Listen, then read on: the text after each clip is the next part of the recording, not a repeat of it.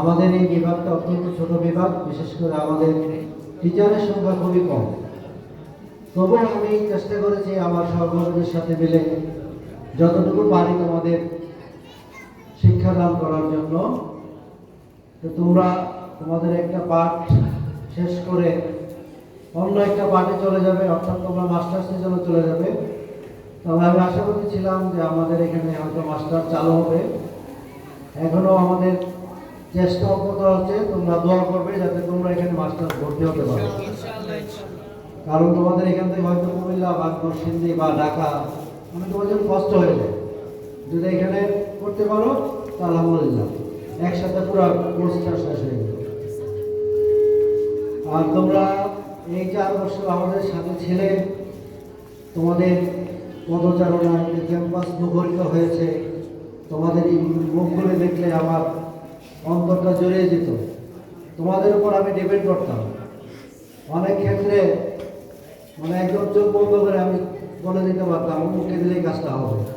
তো তোমাদের এই বেস্টটা ছিল এরকম যে আমার চাহিদার চেয়ে তোমাদের মানে আরো বেশি তোমাদের দক্ষতা ছিল সব দিক দিয়ে। যাই হোক, কিন্তু আমাদের এই 4 বছরে আমাদের যে আত্মার একটা বন্ধন সৃষ্টি হয়েছে, আমি আশা করি এটা চিরকাল থাকবে ইনশাআল্লাহ। এবং তোমরা তোমাদের প্রত্যেক নামাজের পরে যে কোনো সময় দোয়া করবে, তোমাদের শিক্ষকদের জন্য দোয়া করবে, তখন আমাদেরকে একটু স্মরণে রেখো। এবং আমিও চেষ্টা করি আমার যত স্টুডেন্ট আছে তাদের জন্য দোয়া করি, তাদের জীবন যাতে সুন্দর হয়। তারা, তাই না? তোমাদের মূল দায়িত্ব হবে সমাজটাকে সংস্কার করা। আল্লাহ তাআলা বলেছেন, ওমান আহসানু কাওলান মিম্মান দাআ ইলাল্লাহি ওয়া আমিলা সালিহান ওয়া ক্বালা ইন্নানী মিনাল মুসলিমিন। তার চেয়ে উত্তম কথা কার হতে পারে যে মানুষকে আল্লাহর দিকে আহ্বান করে। তা আমাদের এখানে যারা তোমরা বেরোছো প্রত্যেকে একজন দায়ী হিসেবে বেরোয়েছে, এটা মনে রাখবে। তোমাদের দ্বারা ইসলামের প্রচার ঘটবে, প্রসার ঘটবে।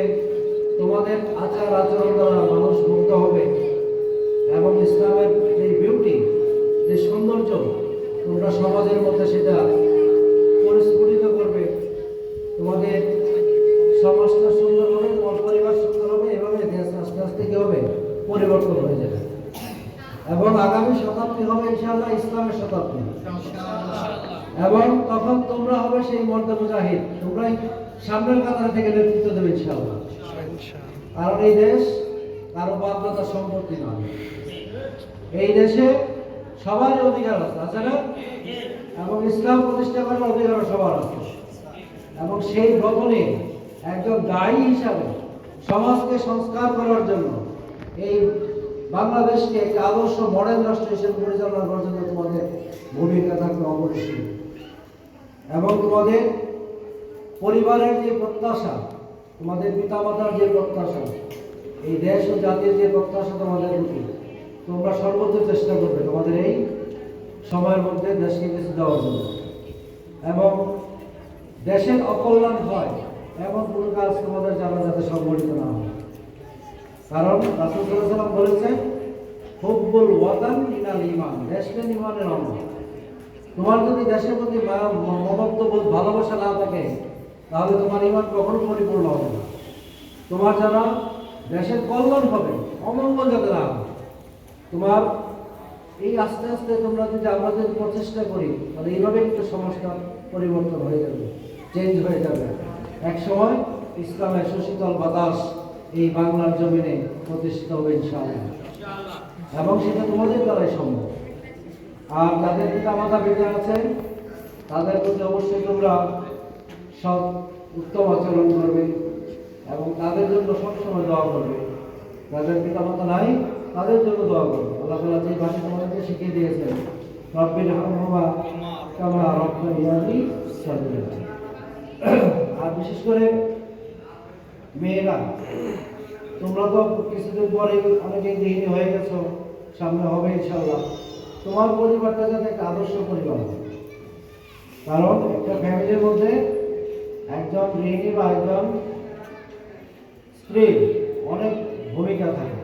তার কারণে সংসার সুখের হয়, আমার সংসার নরকে পরিণত হয়। সুতরাং এই দিকটা তোমরা খেয়াল রাখবে। ইসলামের যে অনুশাসন আছে এইগুলি নিজে মেনে চলার চেষ্টা করবে, তোমার পরিবার পরিজন যাতে এটার উপর ইস্তেকামত থাকে সেইটাও চেষ্টা করবে। সর্বোপরি আবারও তোমাদের কাছে আমি আমার এই সীমাবদ্ধতার কথা স্বীকার করছি। আমার যতটুকু দেওয়ার কথা আমি সেটা দিতে পারিনি, সময়ের কারণে অথবা ব্যস্ততার কারণে অথবা আমার অলসতার কারণে। আশা করি তোমরা নিজ গুণে একটু ক্ষমা করে দেবে এবং আমার প্রতি কোনো ধরনের বিরূপ দাবি যাতে তোমাদের না থাকে। আমরা সবাই আপনার প্রতি কৃতজ্ঞ স্যার, ঋণী স্যার, চিরঋণী। যাক, আলহামদুলিল্লাহ। তোমাদের সুন্দর উজ্জ্বল ভবিষ্যৎ কামনা করছি এবং সেই সাথে তোমরা সমাজে যাতে আলোকিত মানুষ হও, আলোকিত একজন জ্ঞানের ফেরিওয়ালা হও, তোমাদের দ্বারা যদি সমাজ উপকৃত হয় আমি সেই প্রত্যাশা ব্যক্ত করছি। সবাই ভালো থাকবো, আল্লাহ সবাইকে ভালো রাখো। আসসালামু আলাইকুম রহমতুল্লাহ। স্যারকে অসংখ্য ধন্যবাদ মূল্যবান বক্তব্য পেশ করার জন্য। স্যারের বক্তব্যের মাধ্যমে আজকের অনুষ্ঠান সমাপ্ত ঘোষণা হবে। এর পূর্বে বিদায়ী শিক্ষার্থী মোহাম্মদ আরাফাত জামান এক মিনিট শান্তি